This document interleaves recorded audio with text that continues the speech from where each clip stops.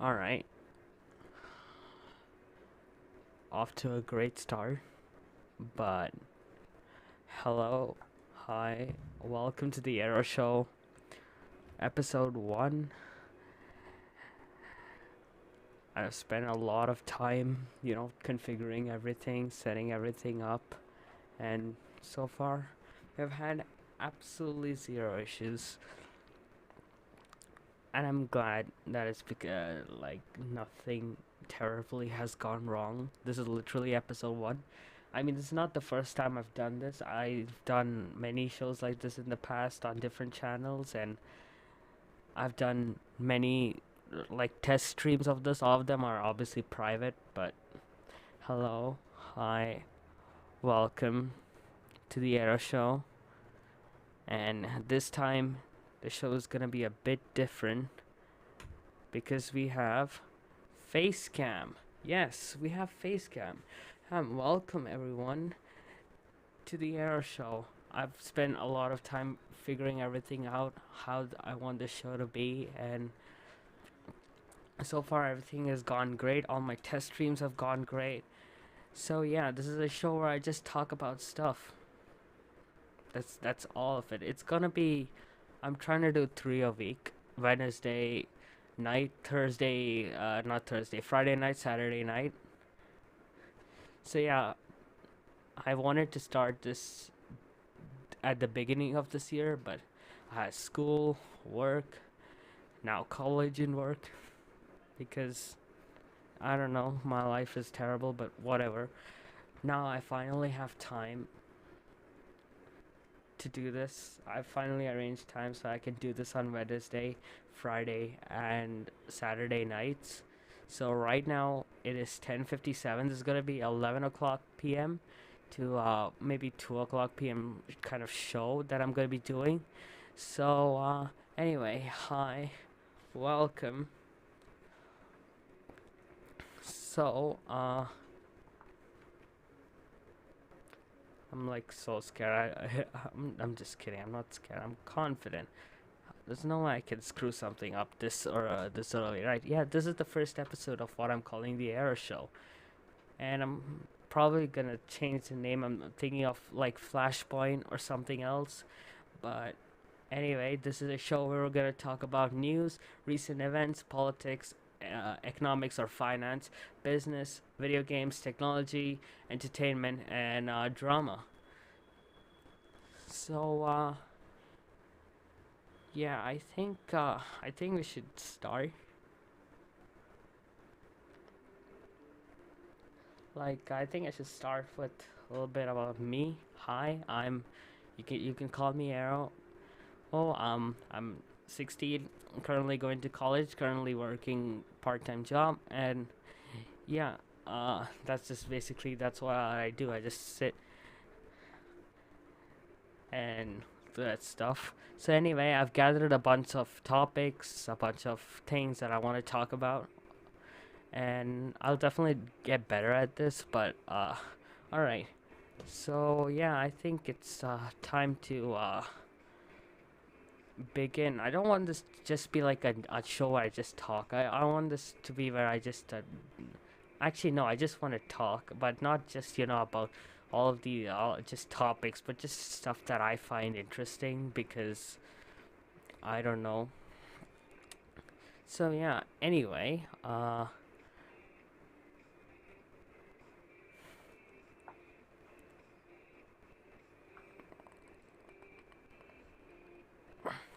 anyway, it's not, the show isn't called Flashpoint. I just thought of a name, but uh, and that's the main, like, that's the first thing I thought of. Flashpoint. That's cool. Like how you have news point, and you're pointing towards the news. Anyway, blah blah blah, blah. Here are the topics that I'm gonna cover on the show: news, recent events, politics, economics/finance, business, video games, technology, drama, and entertainment.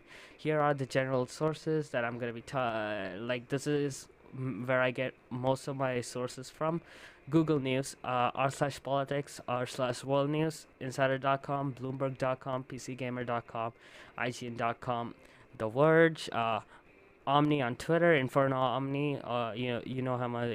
He's a YouTuber who just like does commentary like this. Keemstar, Keemstar on Twitter, Drama Alert on Twitter, and DramaAlert.com. And so I think we should just jump into our first topic today. Hey, our first topic, the first sets of topic is picked from Google News. You can check them out at news.google.com. So yeah, our first topic: Elon Musk threatens to end Twitter deal over Twitter not providing information about spam bots and fake accounts on Twitter. So you guys know that Elon Musk basically bought Twitter, basically offered a deal to Twitter of $44 billion earlier this year. That deal is supposed to close on December, but the main reason why Elon Musk essentially bought Twitter was as to one was of free speech, and the way to get that to not to minimize the disadvantages of free speech, which is hate speech, is by verifying everyone on their platform. And the key to verifying people on their platform is to distinguish the fake accounts or the spam bots from the real people. So Elon is essentially trying to fight bots and trying to verify everyone on Twitter, either via phone or via email, or potentially different uses of verification, like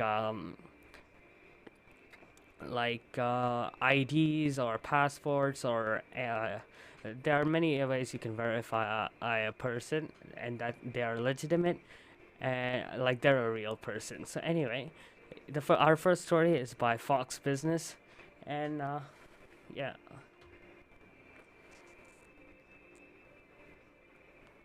I think I should change the title as well. Uh, oh god, I didn't set this up. Where is it? There.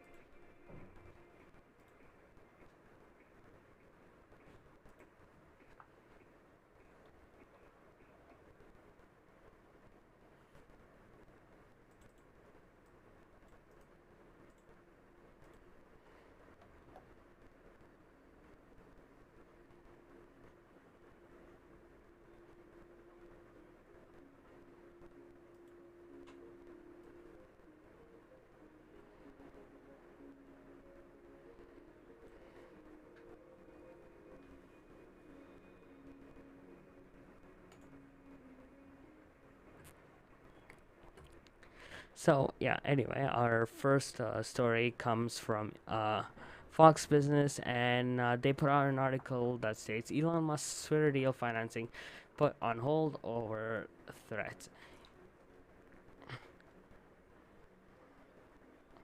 Elon Musk's bid to purchase Twitter has been put on hold over concerns about his ability to arrange new financing that will limit his cash contribution of $44 billion in acquisition and his threats to walk away from the deal, according to media reports. Elon Musk has threatened to walk away from the deal over Twitter's alleged refusal to provide him with information about spam bots and fake accounts on the social media platform. In a letter to Twitter on Monday, Musk's lawyers wrote that they have repeatedly asked for the information since May 9th, about a month and after his offer to buy the company, so he could evaluate how much of the company's 229 million accounts are fake. There are 229 million users on Twitter. Not active, obviously, but anyway, Musk has long fixated on Twitter's bot problem as a reflection of the platform's true value. He has more than 97 million followers, actually more right now. He said Twitter said in a statement on Monday that it's been cooperatively sharing information with Elon in accordance with the terms of the merger agreement, and noted that the deal is in the best interest of all the shareholders. We intend to close the transaction and enforce the merger agreement at the agreed price and terms, they said. Musk is on the hook to pay $33.5 billion to fund the deal, Reuters reported. He has been in discussions to arrange $2 billion to $3 billion on preferred equity, financing him from a group of private equity firms to fund the Twitter purchase. A source told the news outlet that these discussions are on hold until there is more clarity about the future of the purchase. A Twitter spokesperson told Fox Business that the company had no comment. Fox Business also reached out to Apollo Global Management, the firm of group of equity firms involved in the financing of the deal. So anyway, there is that. Twitter claimed that 95% of its users are real, and 5% of the active users are bots or fake accounts, which I find that kind of hard to believe that only 5% of Twitter's user base is fake or spam account spam bots are fake. But I can understand like how it feels that way, because this 5% is one of the most vocal people on Twitter. Most of the real people on Twitter just keep quiet. You don't usually see them on your feed, but you see a lot of these fake people or these spam bots on your Twitter feed. And that, while it might be true that 95% of the user base on Twitter are of real people, it's not their active Twitter base, their active Twitter user base. And that's the bit I think that needs to be clarified. So anyway, there's that. I don't think Elon Musk is gonna drop the Twitter deal. I feel like there has been lots of media coverage and lots of work done, and for Elon Musk to gain ownership of Twitter. There's been lots of work done behind the scenes, lots of new features added to Twitter. Half of them are useless, but anyway, there's been a lot of work done, so I don't think Elon Musk is gonna drop the deal. I think this is just a baseless threat, so that Twitter will give him the proper analytics and the true statements, like how many people on Twitter are real versus how many are fake. So anyway, there's that. That is the first story of today. The second one is also by Elon Musk. He said that China will lose 40% of its population every generation at the current birth rate. So you guys know the whole overpopulation issue in China, and basically there are way too many people and way less land and way less developed land for them to live on, leading to extremely high real estate prices in China. It's more prominent in the western regions of China, like Beijing, Hong Kong.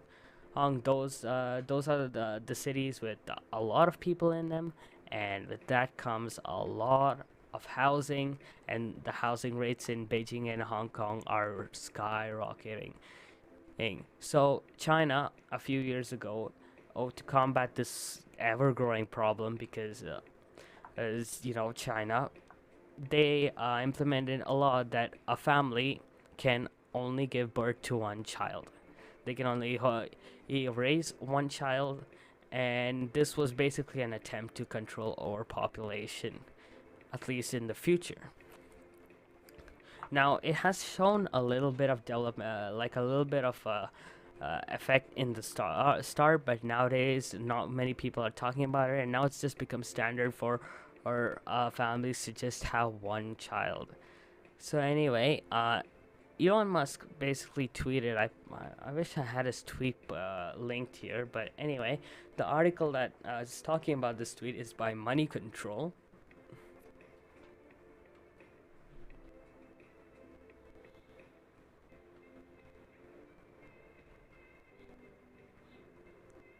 So yeah, Elon Musk says China will lose 40% of its population every generation at current birth rate.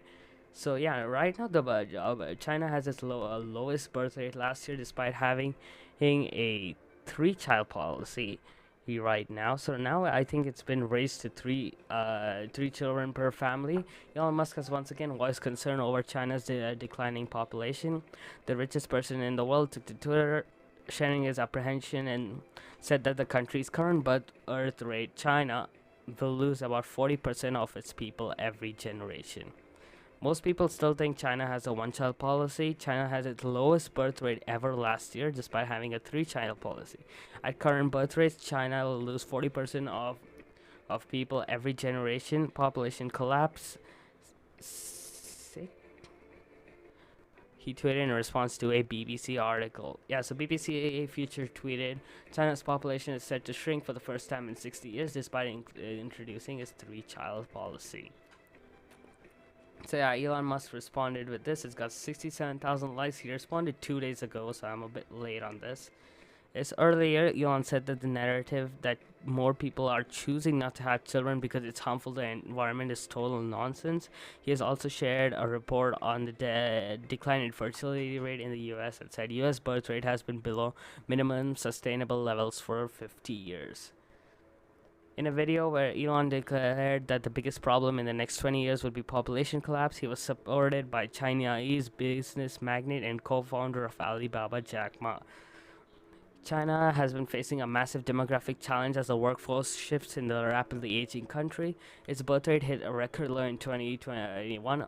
Only 10.6 million children were born in China last year, the lowest number recorded in the since the Communist Party took power in 1949. Elon's comments came at a time when the Chinese government had been seeking to restore confidence after COVID restrictions disrupted people's willingness to get married and have children. So, Beijing had a little bit of a spike in COVID cases, and so they started implementing quarantines and basically declared another pandemic. And this time it was way serious, so now it's a little bit slowed down, like you can actually leave and you can actually go out. So yeah, Elon Musk's concern is valid. My peers and I have been predicting a whopping decline in population for a decade. Huang Wenzheng, a demographer and senior fellow at the Center for China and Globalization (CCG) in Beijing, told the publication, "If the government does not change its mindset and realize human beings are the core competitiveness of a country, the declining trend will not be reversed." Core competitiveness of a country in terms of population is not true. There are obviously what they're trying to say is more people equals more jobs, equals more things done, equals more money, equals more economy. So that's what they're basically trying to mean. So yeah, anyway, my thoughts on this entire situation. Maybe not 40% of its population every generation will be lost, but yeah, the declining birth rate in China might seem like a good thing, like it might solve overpopulation, but its continuation is obviously a bad thing for the country. Like, lower birth rates are obviously beneficial for the country. Less people means less people to feed, less people that take up space, that which lowers the prices of housing, which benefits everyone. But if that trend continues, it can be a devastating loss for the country, essentially, because less workforce equals less economy. So yeah, that's my thoughts on this entire situation. I will have these links in the description after the live stream. I might try to do it before the live stream, but I don't know. Anyway, there was that. So anyway, number 3, we've got some update on the Russian-Ukrainian war that is going on. It recently surpassed 100 days. I think that was like right in the beginning of this of June. So yeah, IBM, you guys know, the massive technological company. In the late 1900s, they were essentially the biggest tech company ever. They had everything. They made computers that everybody used, every business used, every home that had a computer used to be an IBM computer. Excuse me, I had to hold that for long. My throat has just been destroyed. Anyway, now they've kind of fallen off. Not I wouldn't say fallen off. They have been declining in like popularity or relativity, but nowadays they don't make computers or like consumer grade equipment. They just they make servers, they make storage systems. That I know that. and they're just sticking to corporate and server manufacturing, like big computing needs, not just the consumer market anymore. So they are ending their business in Russia and slowly suspending their employees after sending them a mail informing them about why they're shutting down their business in Russia, which is obviously due to the Russian-Ukrainian Indian war. And we do have some updates about that. This article is written by Gadgets now, and yeah, let's open this article.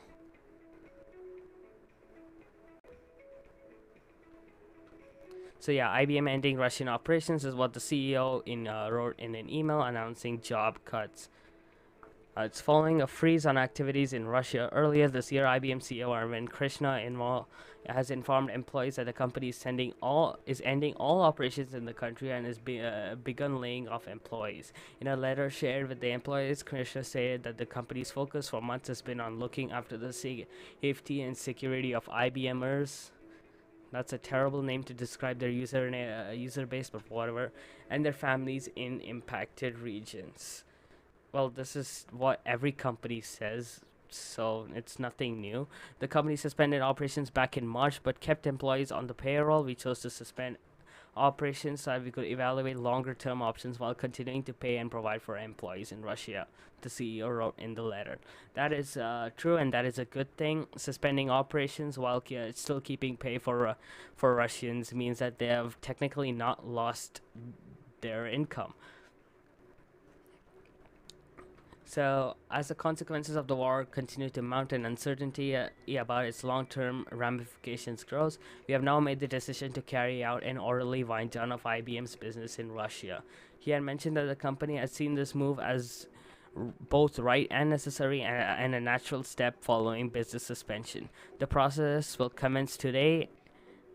When was this article written, by the way? June 8, 1218, so exactly 12 hours ago. And result in the separation of our local workforce. Our colleagues in Russia have, through no fault of their own, endured months of stress and uncertainty, Krishna said. Yes. Obviously this is not for because of the workers of IBM in Russia. This is not their fault. It's so unfortunate that they have to deal with this, but it has to be done and to raise some kind of sign for Russia to stop their operations in Ukraine. So anyway, we recognize this news is difficult, and I want to assure you that IBM will continue to stand by them and take all responsible steps to provide support and make their transition as orderly as possible, he added.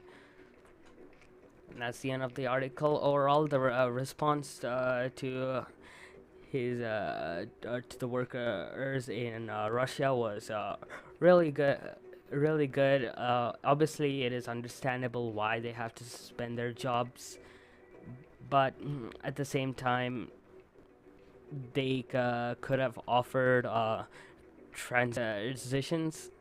Like they could have transferred them to America or wherever they are headquartered, and maybe they could continue their jobs. But it is the right thing to do. It is the best, most efficient thing that IBM can do.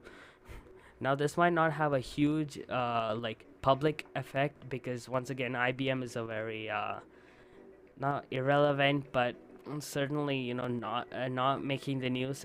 So this might not raise a ton of publicity, but it's still some form of contribution. So anyway, these are my thoughts on the situation. As always, I'll have this article in the description. After I can't speak after this live stream. So anyway, we also had a pretty big event day before yesterday. It was the Apple WWDC 2022 highlights. Basically, it's an event where Apple just talks about stuff they're working on, announce a few new products, and I don't know what else they do. So anyway, there are a lot of stuff new added. There was a new MacBook. There is obviously the M2 Pro, the M2 Max, and the M2 Ultra. There's a MacBook Air coming out with the M2 chip, and something else also. Yeah, Mac OS 16. I forgot the name. But anyway, we'll take a look at it. The article is by the Indian Express.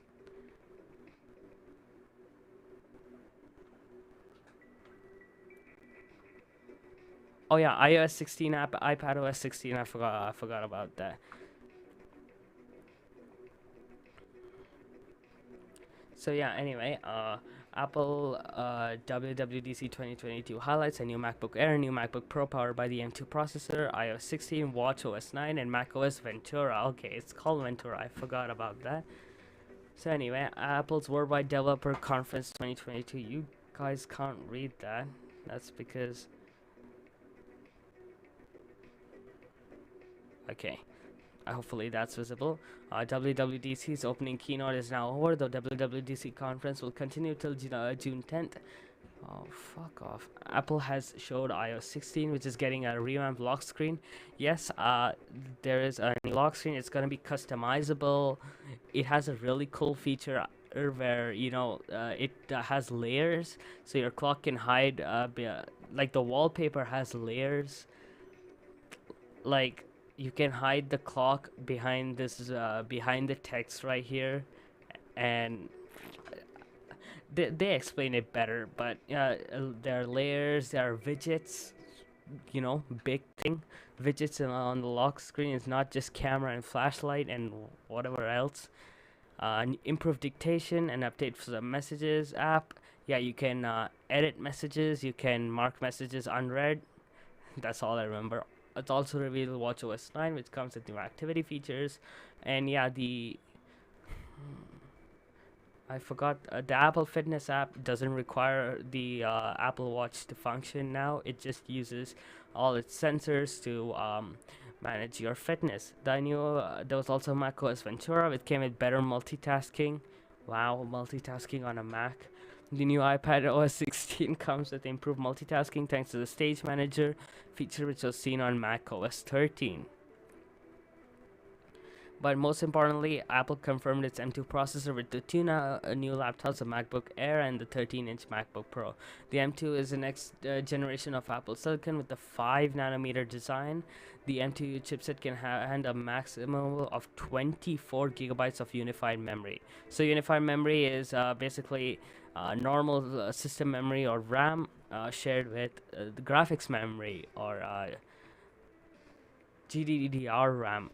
I guess you can call it VRAM, not GDDR. GDDR is something else. VRAM.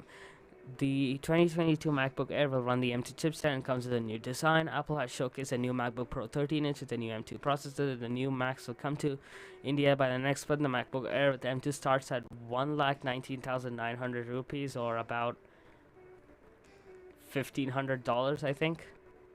A little bit more, $1,600. Yeah, 68. So no, $1,800. So anyway,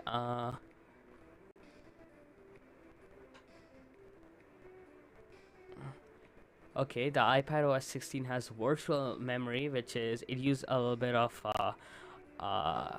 disk storage as extra RAM for apps that might need it. I think the iPad might come with 8 gigabytes of memory this time versus 6, which was last year. And they have a lot more features for iPad OS. Basically, Apple's goal is to make the iPad feel like an actual computer. Their first generation was absolute garbage, but they have been improving from now on, like mouse support. I remember that whole deal back then when Apple added mouse support to a fucking iPad. But anyway, the ability to change. Oh wait, what the hell? No. Where is it?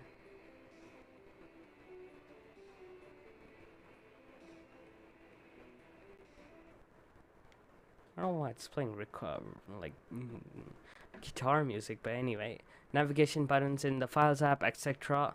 Like navigation buttons, like seriously, like if I open my Files app, that was actually a huge No way, it just opens the root directory. But if I open something, oh wait, they don't have. Oh, I made a wrong example. But hey, they have this, and you can press backspace to go back. But usually there would be navigation buttons, like how in File Explorer or like this. So iPads, they got a weather app. Once again, I think a weather app came to a tablet in what, 2010. But hey, Apple's a little bit late. We shouldn't bully them. But a weather app is coming to iPad. Apple's also announcing Weather Kit to allow developers to build weather into their apps. Collaborate is an interesting feature. Users will be able to share a document spreadsheet with the select group who can automatically collaborate on the same.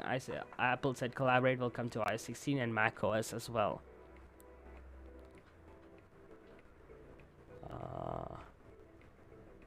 Alright, now to some macOS stuff. On Ventura, Safari is getting shared tabs. This will let users share a set of tabs with their friends. This could be useful if you're planning a trip together or doing research on any topics. Apple is also showing passkeys, which will replace passwords. These are cryptographic keys created for a website. Apple said these cannot be phished or leaked. Users can create them with Touch ID, which is Apple's fingerprint secure method. Passkeys will be available on Macs, iPhone, and iPads. They will work seamlessly across platforms and websites according to Apple.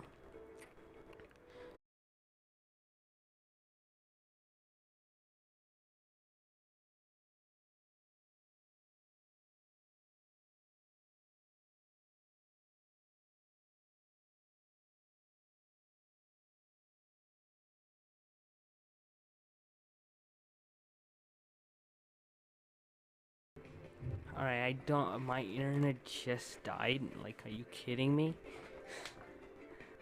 I spent all that time figuring out why did my audio stop, and I look, I'm like, oh, I almost had a heart attack that I didn't hit the start button. I'm like, oh wait, I can hear myself through YouTube up there. What the hell? Anyway, what I meant to say was, these are my thoughts on this entire situation. This is my thoughts on WWDC. Basically, Apple has added stuff that has been on Android and on Windows for literally years, but I'm glad that they've added it because it is an upgrade, and they have done it better and on the first try, and that's what matters. So anyway, that's my thoughts on this entire on WWDC 2022. So yeah, once again, article by the Indian Express, and yeah, I'll have this link in the description. So anyway, we're on news number 4. Now, this is a little bit of a short story. I'm not gonna talk too much about this, but anyway, Instagram lets you pin your favorite posts and reels. So you know how you can add stories to your profile. Well, I know if you use Instagram, you've highlighted stories, but now you can also pin your favorite posts and reels. And by the looks of it, I don't think it's just one. So yeah, this article is by XDA developers, and once again, I'll have it in the description. But anyway, goddamn, why did my internet die? I've literally streamed for hours on the test stream, and now my internet dies. Alright, we've been live for, oh god, it reset and it says 3 minutes ago. Oh, fuck off. No one cares. So yeah, Instagram has just announced grid pinning, a new feature that allows users to highlight their favorite posts at the top of the profile feed. Instagram started testing grid pinning in April, and it's now finally rolling out to all users. Instagram has long allowed users to pin their favorite stories on the top of the profile grid. However, it wasn't possible to do the same with posts or reels. Reels, if you guys don't know, is videos That's changing today with the new grid pinning option rolling out to everyone. Users can now pin up to 3 photos or reels to their photo grid. So yeah, Instagram tweeted, you like it, you pin it. Now you can choose up to 3 posts or reels to pin on the top of the profile. So what you do is you click, you press the 3 buttons right here, and you can click pin it to your profile, and it'll show up, I guess, here. So yeah, there's that. A little bit of a short story, but anyway, it's still a major thing. I'm definitely gonna use this. So anyway, once again, this article is by XD developers. It'll be in the description. So yeah, thoughts. Really nothing. Up to 3 photos. I mean, it's better than 1 that Twitter offers, but 3 is good. I don't think I'll pin reels, but photos definitely, yeah. So yeah, that's just it. All right, number 8. This will save for later, but anyway, back to some Russian-Ukrainian. Back to some news on the Russia-Ukrainian war that's going on. Russian forces may have to slow down the fight in Sievierodonetsk.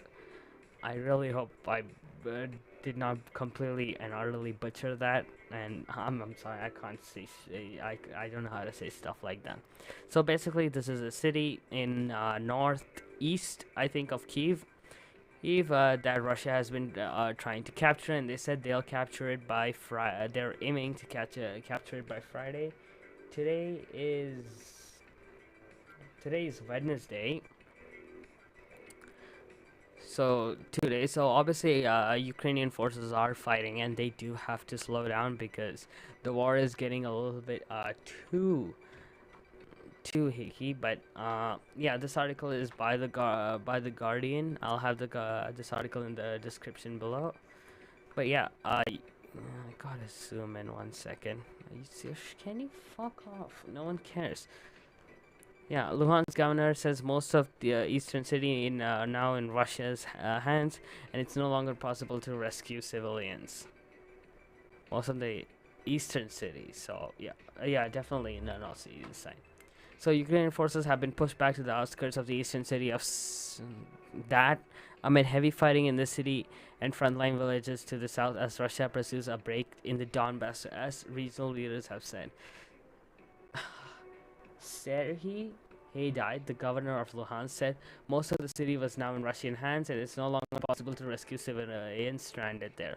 Our forces now again control only the outskirts of the city, but the fighting is still going on. Our forces are defending Sievierodonetsk, but it's impossible to say the Russian completely controls the city. Earlier, Haidai had acknowledged that it was possible that Ukrainian forces would have to pull back to stronger positions, although he had insisted that the defenders would fight for every inch of territory.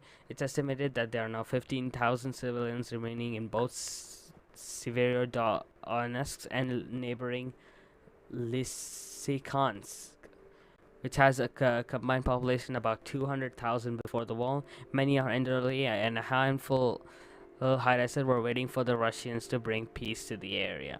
Moscow has intensified its focus on the city to the point where Ukraine's Ministry of Defense estimated that Russian forces had as much as 10 times more military equipment than Ukrainian troops in some areas of the city. Ukraine has also reported increased air raids plus heavy shelling, rocket-propelled grenades, and mortar fire around Bakhmut, 30 miles southwest, where its interior ministry said a school where 400 children were thought before the war had completely been destroyed by artillery. These cities are not strategic cities, say Ukrainian advisors, and Ukraine's goal is to degrade the Russian military by fighting hard. Why do people not proofread? To degrade the Russian military by fighting hard for them, by fighting hard against them. But they are the only remaining parts of the Luhansk Oblast and not under Russian control. So yep, these are the this is the east side of Russia, east side of Ukraine, and this is where there has been Russian war that is currently going on. Still situated mostly towards the east side, but it's still a major part of the country. And here are the major cities: Kherson in the south, Melitopol and Mariupol in the southeast, Donetsk and front line. No way, that's something else. Donetsk and the city in the east, and a little bit to the northeast is obviously going on. Russia said its invasion plan in April after its botched attempt to seize the major cities of Kiev, Kharkiv, and Odessa. The focus in Donbass, made up of Luhansk and Donetsk oblasts, the latter of which remains more under Ukrainian control. The Ministry of Defense in Moscow said the Ukrainian group in the Donbass suffers significant losses in manpower, weapons, and military equipment. It said it had caused 480 casualties overnight in fighting in Donbass and elsewhere in the country. Ukrainian President Zelensky said in his overnight update that Russia was trying to attract additional resources in the Donbass, arguing that Moscow had to turn to reinforcements because of the length of the resistance. Britain's Ministry of Defense said in its morning update that Russia was attacking the city and the Ukrainian pocket behind it from 3 directions. It added that Ukrainian defenses are holding, saying it is unlikely that either side has gained significant ground in the last 24 hours. Both sides continue to take heavy casualties, although precise estimates are impossible to obtain. Ukrainian officials have said 100 or even 150 people a day are being killed in action, while Zelensky said overnight that Russia is paying almost 300 lives a day since it launched its invasion on 24th February. So yes, obviously, Russia is not, fighting an easy war. There has been significant and repercussions. They're paying a lot more of their soldiers are being killed in this war than they probably expected. They did make a threat. I think a couple of days ago. Oh, against countries that were intervening and helping Ukraine fight this war. And I think it's pretty much a baseless threat because if they start in any form of if they go with any threats of nuclear war against any other country that is helping, like the EU or the Great Britain or any of the Western countries like US or Canada, there will be significant backlash for Russia. So I think it's a pretty baseless threat that people are not, that I don't think Russia is going to actually proceed with. I think it's just a warning to try and scare away people from participating or helping Ukraine in this war. So yeah, fighting has continued along Mykolaiv as Ukraine persisted in the stage limited counterattacks towards this occupied city of Kherson. Russia said it shot down 2 MiG-29 aircrafts and a Mi-8 helicopter in the region, plus 11 attack drones. The Russian installed administration in the occupied part of the Zaporizhia. That I think I said correctly. I mean, come on, that's not that hard. Region in southern Ukraine plans to stage a referendum later this year on joining Russia, according to Russian news agencies. You guys can't see that very well, so I'll zoom in a bit more.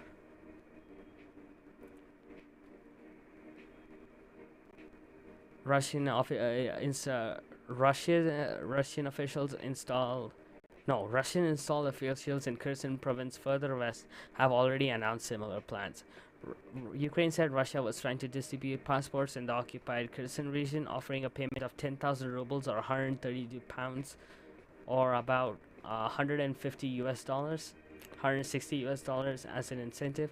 Kiev's Center for National Resistance said the same sum was being offered in neighboring Zaporizhia region for the current of personal data, but with the mass majority of the population was refusing to comply with the occupation administration.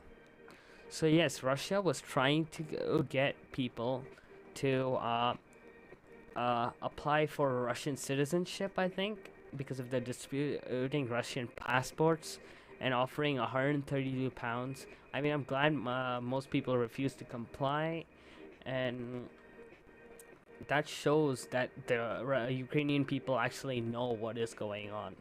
So yeah, Russian's foreign Minister Sergei Lavrov said the onus was on Ukraine in to solve the problem of resuming grain shipments stalled by a Black Sea naval blockade run by Moscow's navy. At a press conference on Wednesday with his Turkish counterpart Mevlut Cavusoglu, we state daily that we are ready to guarantee the safety of vessels leaving Ukrainian ports and heading for the Bosphorus Gulf. To solve the problem, the only thing needed for the Ukrainians is to let vessels out of the ports, either by demining them or by marking out safe corridors, he said. So Russia's foreign minister said that if they resume grain shipments, they might reduce the war. Ukraine said Russia's foreign minister said that it's Ukraine's fault because as they could have a problem of not shipping grains. So Ukraine said it has no faith in the Russians and has no intention of trying to open its ports except as part of a wider international agreement. Meanwhile, a Russian news agency reported that 11 wagons of grain taken from Ukrainian silos in areas occupied by Moscow's forces were going to Crimea.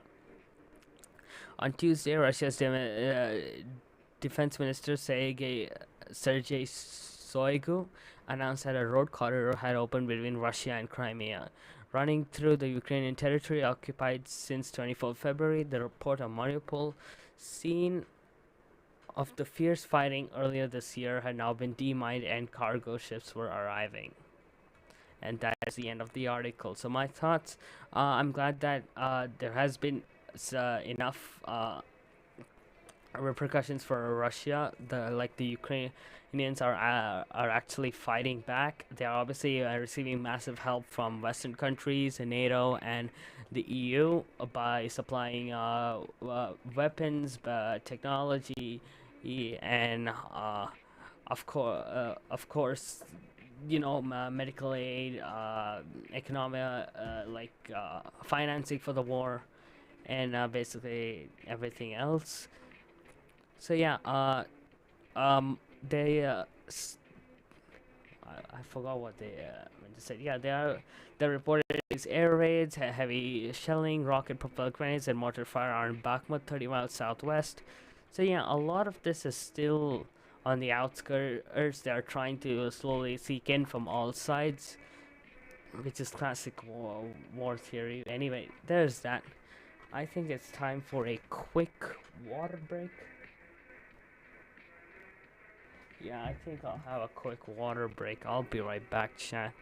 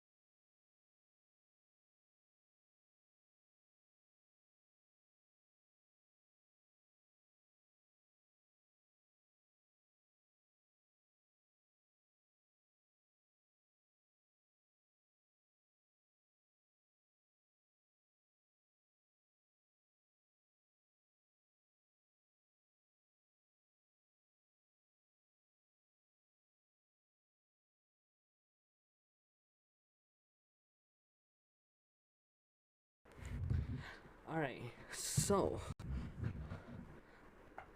I think that went a little bit alright. A bit alright. Actually went a lot better than I thought it would. Which is good.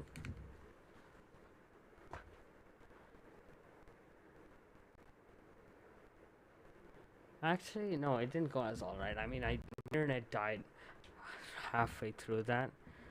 But overall, aside from this, like it'll suddenly, like if I move a little bit out of frame, the exposure will drop. But other than that, I have to find, some way to fix that. Like, I don't know how to fix that. I looked through all of Streamlabs settings, and I thought, hey, if I turn off autofocus, it might help, but it still does that for whatever reason. So anyway, I covered, how many stories did I cover actually? 1, 2, 3, 5, 6. We covered 6 stories in about an hour.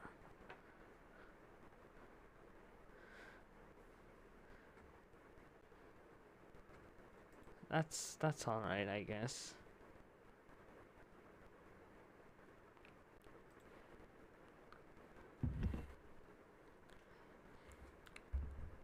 Whoops. Anything else that I have to talk about? I think we should just take I don't want to say a break, but like now I'm thinking I definitely do want to play some form of video games, but I don't know how I'm going to do that. I'm playing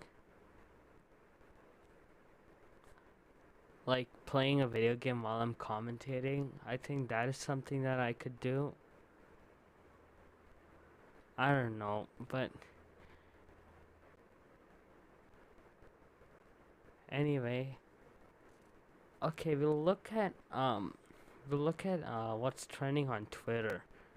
Actually, yeah, that's a good thing that we can do. We can look at what's trending on Twitter. So control. First, let's close all this crap that we have. Let's close that. Close that. Close that.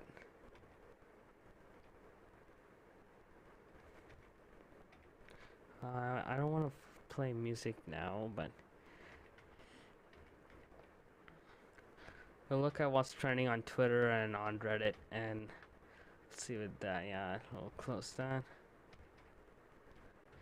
Yeah, let's see what's trending on Reddit. So I did look at Reddit a little bit ago, but anyway, let's see. 52,000 upvotes. It's pretty low. My crush, tell her friend she's being stalked. Me who follows her everywhere she goes, and I've never seen a stalker.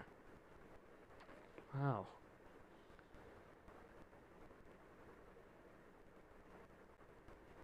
Interesting.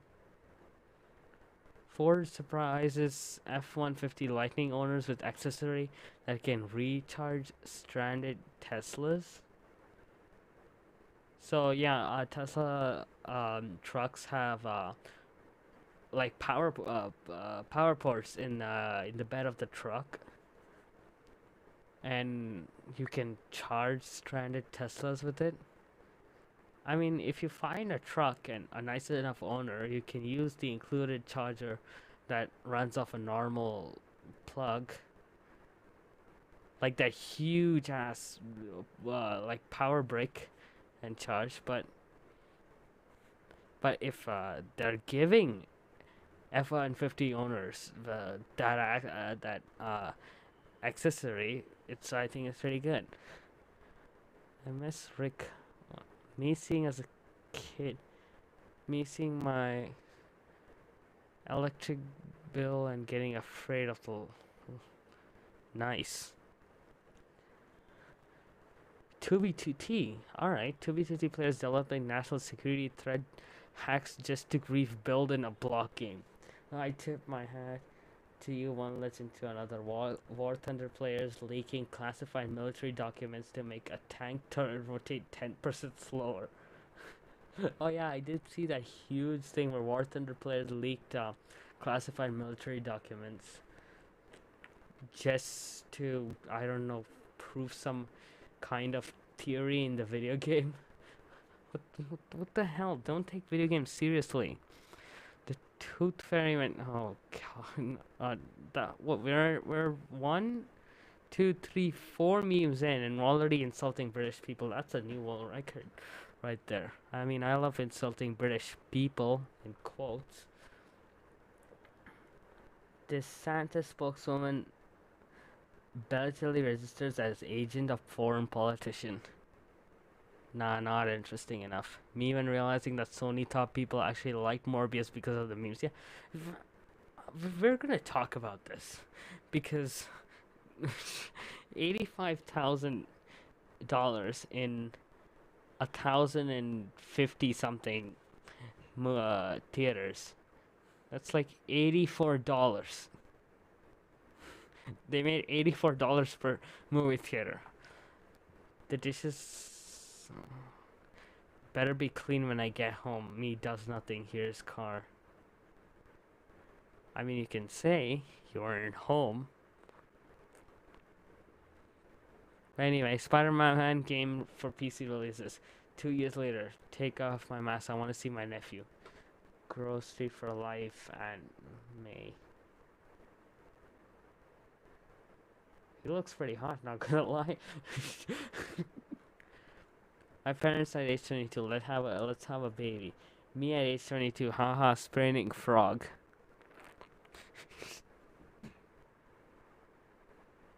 Nice. Alright. Me telling my girlfriend I love her. My girlfriend telling me she loves me more. Not scientifically possible. Beats her to death. Rare footage of a pit bull selflessly risking its own life to bite a child. So this dude was running from the dog. He jumps in the pit bull but runs back. I hate animals. Me telling my friend bitches come and go. Everyone my friend's mother fear. Okay. Okay. European royal families figuring out which relatives to have sex with for 1,000 years to create an immortal English granny.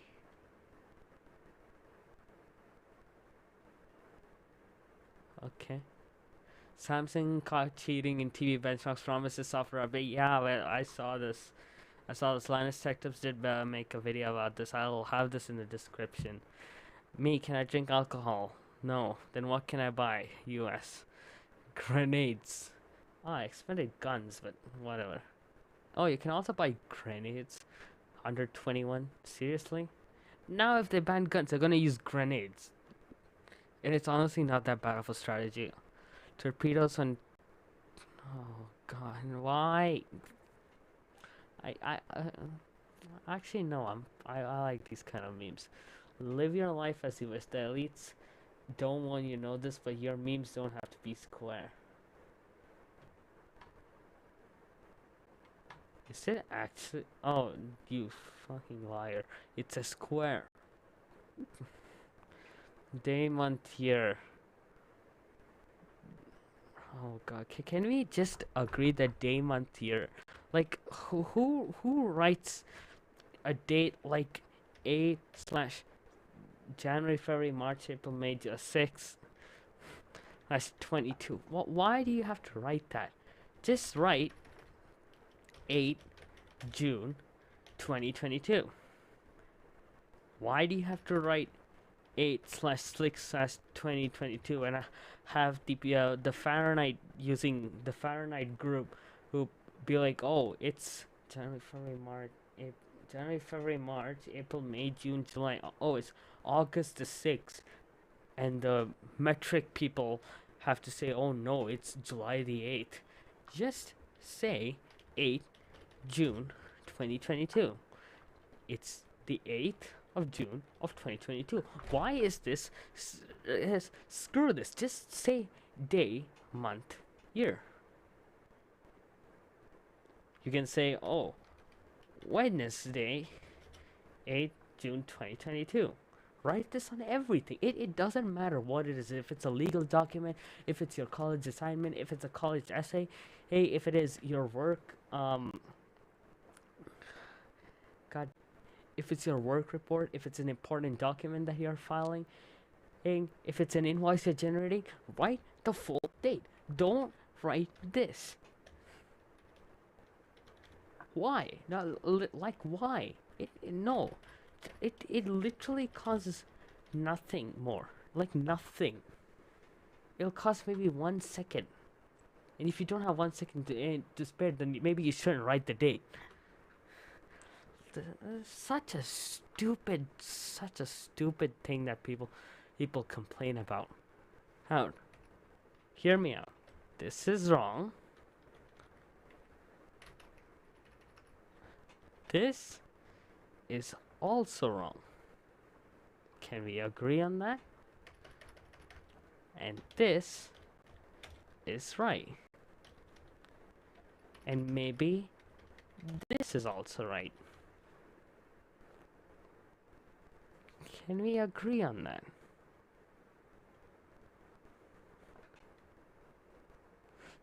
I'm just gonna say it out. You know what is wrong? That is wrong. You know what? That is wrong. Write the date like this.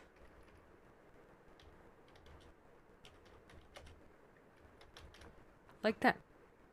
It barely takes more space. Like I'm sure it takes maximum that much space. You don't have to even write the whole thing. You can just do that and just do JUNJULAUG. You don't have to write this. That barely. It takes maybe one more character. Just stop with the stupid. Okay. All right.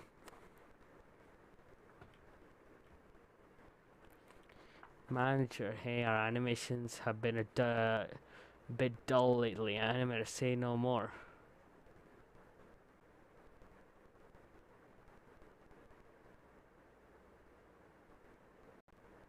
Is this Clash of Clans?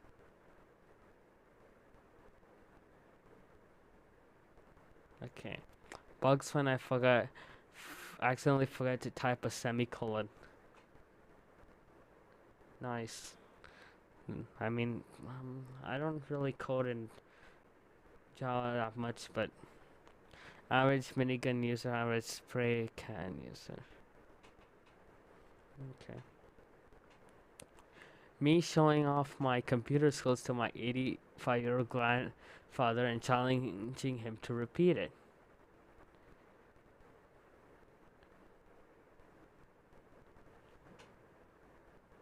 I swear I've seen this, Mr. Bean, at least once. I swear I've seen this. This is where he takes that clock that no wait. He takes that counter system and then rotates it when it says 58 or something. God, okay, as an FBI serious. Okay, no. Alright, we have got some CSGO gameplay. Nice skin.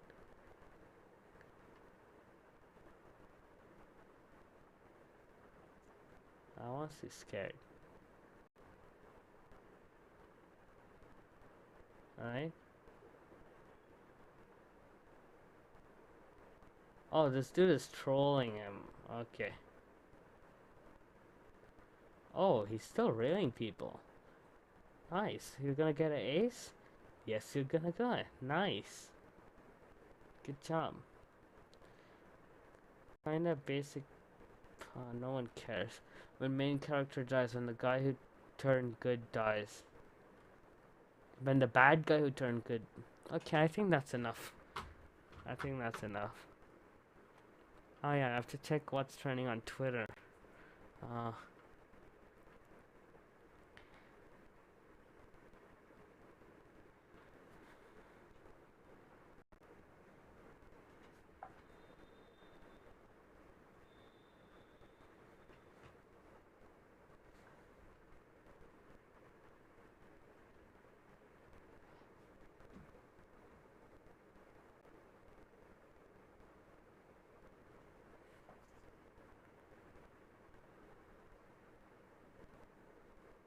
we just lower the exposure?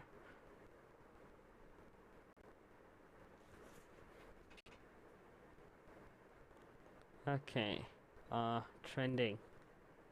It's gonna be some K-pop shit. No, an armed man was arrested near Supreme Court Justice. This Brett Kavanaugh's Manhattan's home after allegedly making threats against Kavanaugh, according to a Supreme Court spokesperson. Washington Commander referred to the January 6th. Okay. Call of Duty Modern Warfare 2 debuts its world premiere trailer. Get your first look at the new era of Call of Duty Modern Warfare 2. Today is Best Friends Day. Okay. Nick Cannon is also expecting another baby and no one cares. World Ocean Day.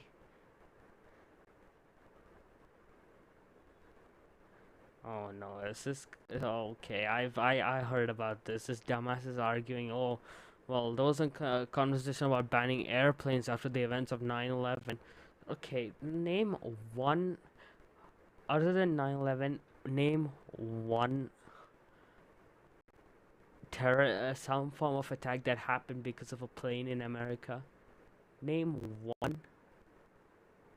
That's right. You cannot name anything because it was only one incident, and that incident had been served. Justice was served. An entire country was taken in over that. So how is it similar to the gun violence in the United States? I don't understand. How retarded are you? Oh, airplanes were used in 9/11 as a weapon to kill thousands of people and to inflict terror on our country. There was a conversation of banning airplanes. Did it happen even once after that?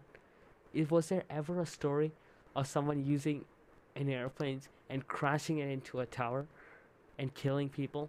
Never. There was not a single incident of that happening. But you know what happens? There is a gun violence incident happening almost every single week across the United States. There are almost 5 happening every single month. We had almost a dozen like last week. 12. Anyway, who is Mitch?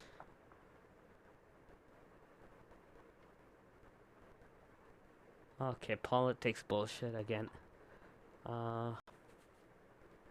Tornado Watch, 3 Hopes, Rod Zombie, Heritage Foundation. Yeah, nothing else that I see. What news?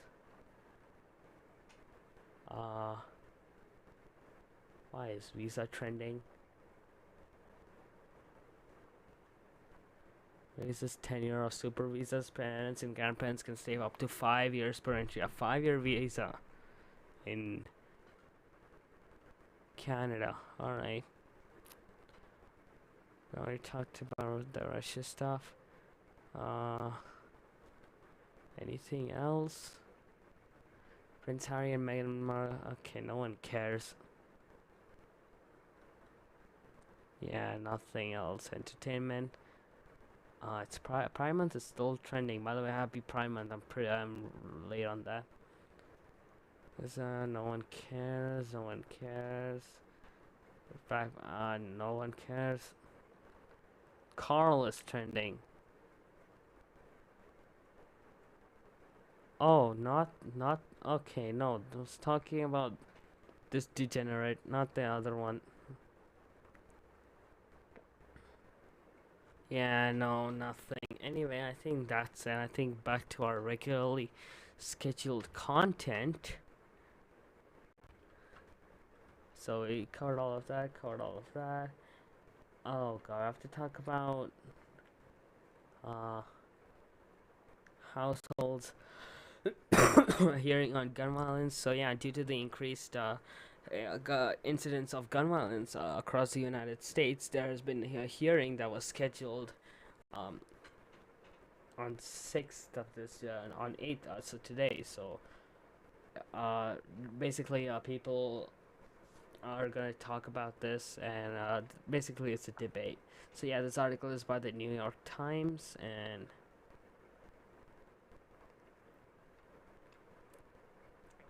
so yeah, guns are more important than children. Uvalde mother laments to Congress. So I think this mother was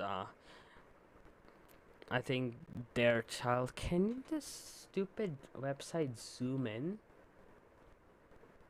Okay, there we go. The Kimberly Rubio urged lawmakers to implement gun control after her daughter Lexi was killed at a Robb Elementary School. This was the same school. This is the Uvalde situation, basically. 11-year-old survivor smeared red liquid on herself and played dead. Told lawmakers that that she doesn't want this to happen to others.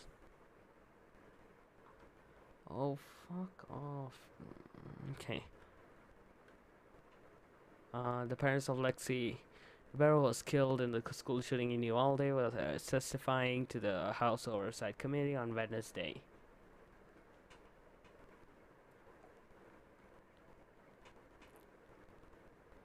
We seek a ban on assault rifles and high-capacity magazines, Mr. Rubio said, her voice shaking after recounting the last time she saw her daughter and panic moments before she learned that Lexi was dead. We understand for some reason to some people with money, to people who fund political campaigns, that guns are more important than children. The House is now voting to open debate on Democrats' wide-ranging gun legislation in an attempt to squeeze Republicans. Democratic leaders have included as a resolution condemning the racist great replacement theory to the procedural vote. This is about a different story. This is that Buffalo supermarket shooting where the shooter was talking about great replacement theory that black people are gonna start replacing white people, which was absolutely not true and absolutely completely bullshit. But the Justice Department aims to finish an inquiry of the Uvalde response in 6 months. Anything else?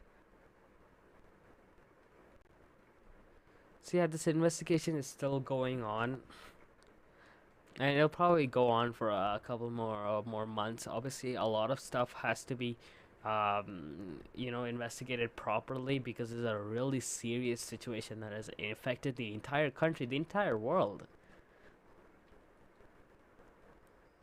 So yeah, there's that. What are my thoughts? I really hope these meetings and this debate and all of this protest that is happening in order to control gun violence actually succeeds, and there are laws and rules implemented that prevents a lot of people from just acquiring guns just because they have a good background check and they have a good background and they don't have any criminal records. There should be a lot more investigation into people who owns a firearm, and the firearms that civilians can acquire shouldn't be so powerful like the AR-15. There are so many AR-15s everywhere. That is such a powerful assault rifle. I think there shouldn't be a complete ban on assault rifles, but it should be massively regulated. Like only a few select people with pristine backgrounds and with no intent, no ill intent. Only those people should have assault rifles, and even those people should be regularly background checked. I think the main thing that will help gun control in the U.S. is doing background checks frequently. Maybe not weekly, but at least a monthly. Like monthly to revoke their gun license, they have to come every month and do a background check. And yeah, so that's point number one. There should be regular background checks. Point number two, not everyone should have access to guns, especially people under the age of 21, because 21 is the legal drinking limit. Why can you get a gun at 18 before you can drink? That's utterly stupid. So TLDR, there should be less guns, and the people who own the guns have to be regularly checked. And no one should be able to acquire weapons this easily. That's basically the TLDR, and I hope all of these kind of requests are handled and not just brushed off by ignorant politicians. Anyway, there's that. We've talked about that. Oh, yeah. Now we're talking about gas prices. Hell yeah! Time to update that title.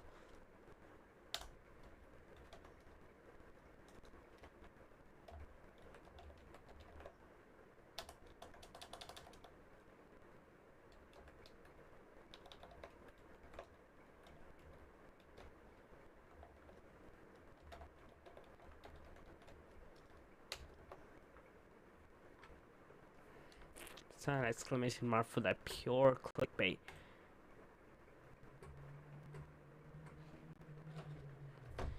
Alright, so yeah, you guys know about the situation in the United States, which increase costs of living, increase costs of food, water, and most importantly, fuel. So yeah, gas prices were obviously due to this pandemic have increased. It's increased worldwide. Even here in India, it went from 80 rupees or about $1.10 to over 100 rupees, $1.30, and that's a lot in our currency. Like 80 versus 100. Now it's 105, and I'll tell you, people are mad. Like I've seen, I violence at petrol pumps in my area. What the fuck did I just click?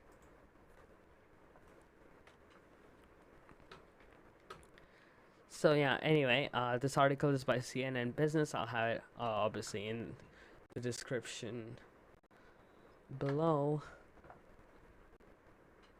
How long are we live for? Let me just update that.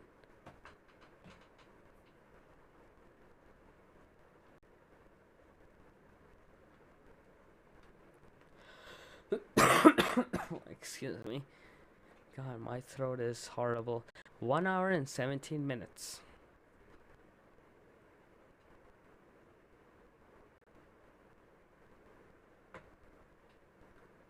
Okay, anyway, another day, that's the wrong button. I should press control. How hard is it to press control? Very hard, actually. Another day, another record for U.S. gas prices. The U.S. average for a price of gallon of regular gas hit $4.96 according to the most recent reading from AAA on Wednesday. It marked the 12th straight day and the 29th time in the last 30 days? Or no, that's 30 years. That gas has set a record in America. For much of a country, $5 gas is basically here. There are now 17 states with an average of $5 and above. Idaho, Ohio, and Pennsylvania became the latest states to cross that road, and the highest price state remains California, of course, with a state average of $6.39 a gallon.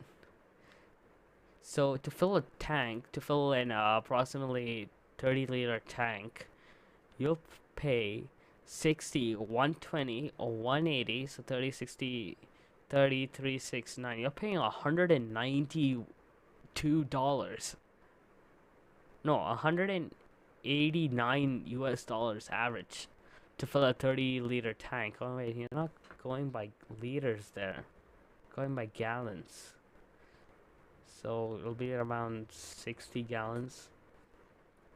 So it'll be even more, actually. It'll be double the price. It'll be around $300 just to fill a tank. Alright, with the summer travel season, yep, it's summer in June, while here in India, it's the summer is gone. It's now the rainy season. It didn't rain today, did it? I actually don't know. I don't go outside. With the summer season just getting underway, demand for gasoline coped with the cutoff for Russian oil shipments due to the war in Ukraine is sending oil prices higher on global markets.